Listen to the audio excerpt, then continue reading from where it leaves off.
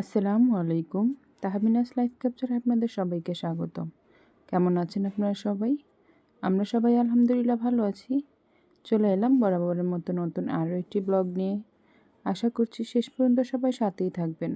তো আজকের ভিডিও শুরুতেই আমার অগোছালো ঘরটা আপনাদের সাথে শেয়ার করলাম। তো গুছাতে নিয়েছিলাম, তার মধ্যেই আবার বাইরে চলে গিয়েছি। তো আমার বাসার কাছাকাছি, একেবারে কাছেও না, একটু দূরেই মোটামুটি দলপুর একটা মার্কেট আছে। মার্কেট বলতে প্রতিদিন আইডিয়ালে যেরকমভাবে আর কি বসে মতিঝিলে কাপড় চোপড় সব কিছু নিয়ে আর কি ফুডে, তো এখানেও ফুডে প্রতিদিনই বসে বিকাল থেকে রাত পর্যন্ত, মানে সন্ধ্যার পর পর্যন্ত। তো আর কি কম দামে খুব ভালো ভালো জিনিসই এখানে পাওয়া যায়। তো আমি তেমন একটা এখানে আসি না, এরকমভাবে আসা হয় না আর কি। তো টুকটাক কিছু কেনাকাটার দরকার ছিল, তাই ভাবলাম ওখান থেকে ঘুরে আসি।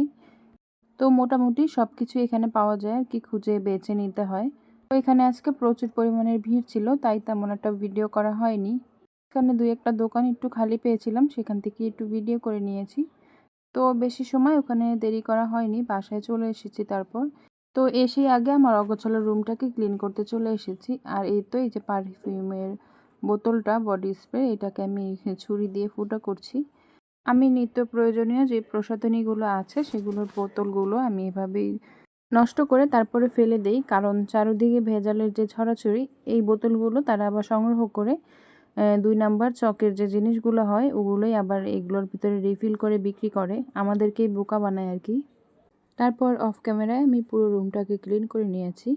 আর ওই তো তারা বাবা আর মেয়ে বসে বসে, একজন মোবাইল টিপছে আর একজন খেলছে। আজকে আমি শেয়ার করছি আপনাদের সাথে আমার রান্নাঘরের পুরো লুকটা, যেটা আগে ছিল, মানে কিছুদিন আগে, সপ্তাহখানেক আগে ছিল। তো এই ছিল আমার রান্নাঘরের অবস্থা। তো আমার রান্নাঘরটা একেবারেই ছোট। আমি একজন মানুষ দাঁড়ালে আরেকজন মানুষ দাঁড়ানোর কোনো জায়গা ছিল না। আর ওই তো আমার অ্যাডজাস্টমেন্টের অবস্থা। যতগুলো ভাড়াটিয়া ছিল, এটা যেহেতু লাগানোই ছিল, বাড়িওয়ালার লাগানো, তো সবাই এই উপরের যে পাখাগুলো ওগুলোই ক্লিন করেছে।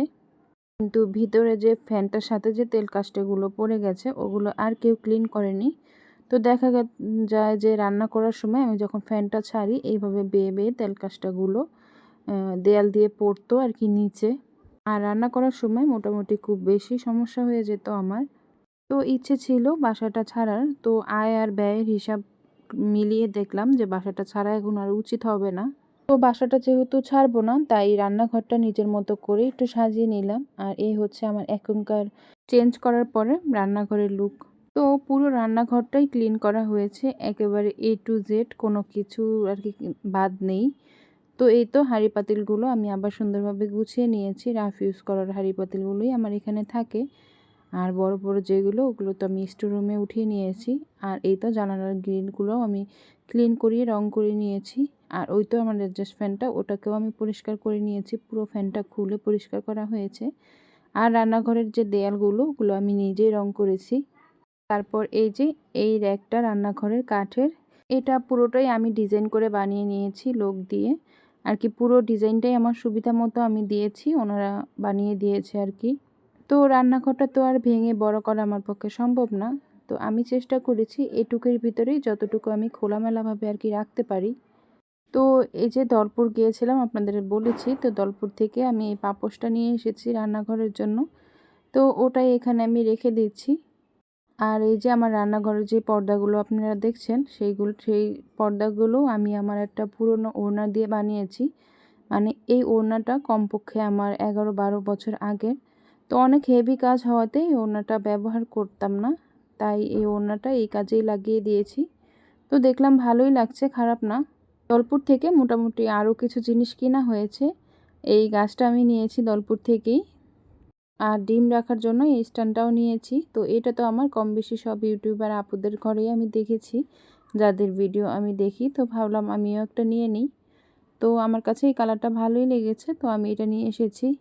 তো সত্যি বলতে রান্নাঘরটা তো আর ভেঙে বড় করা আমার পক্ষে সম্ভব ছিল না।